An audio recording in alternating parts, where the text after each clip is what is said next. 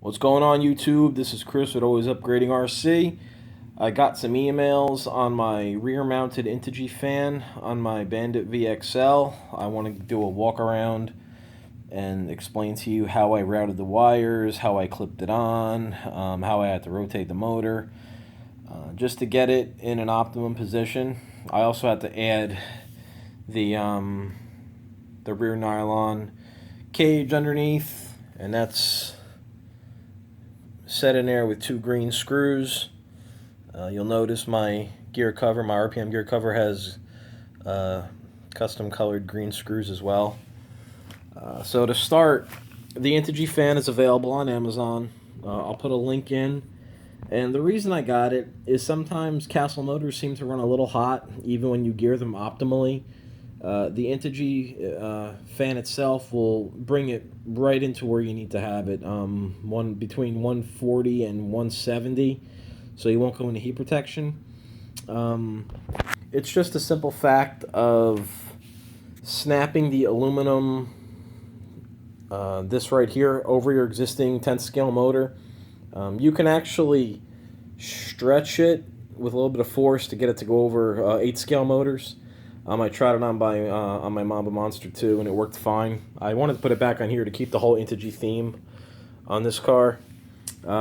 So as far as just snapping it on the Sidewinder 3, I ran the wires right next to my 3 motor wires, zip tied them nice and neat. I actually zip tied them to the rear shock tower, routed them around really nice right into the receiver box. You'll notice all my green accents I've done to the car, Traxxas screws, everything that I could pretty much accent green. The front of the ESC right there, even underneath, I did those screws green right there. I had to change my springs up a little bit. I was flipping, and my rear was riding a little high, so I spread my springs apart in the arms. I'll put them a little further apart. Dropped them down on the shock tower. Second notch in from the center. I green accented all the top of the shock towers. I thought the green would add a nice little touch. And you can get the lime green pens. I got that at a Gundam shop. I think I got it at Gundam Planet up in North Jersey. But it's just a regular paint pen. Dries in about 10 minutes.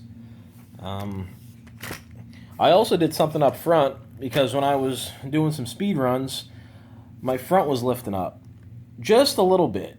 So what I did was I took some of my old bearings, the stock bearings from my Creighton, the real shitty bearings that the Creighton comes with. Well, not shitty, but they're not the best bearings.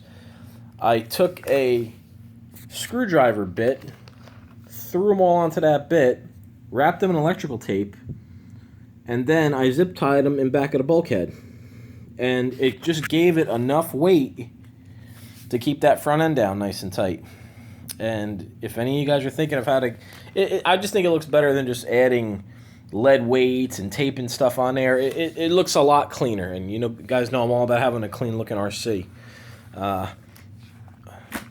So that is... I can't see anything else that I'd like to do to this.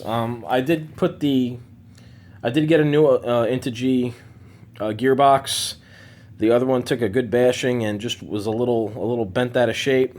The screws weren't quite lining up, and it was rubbing a little bit. So I put that back on there.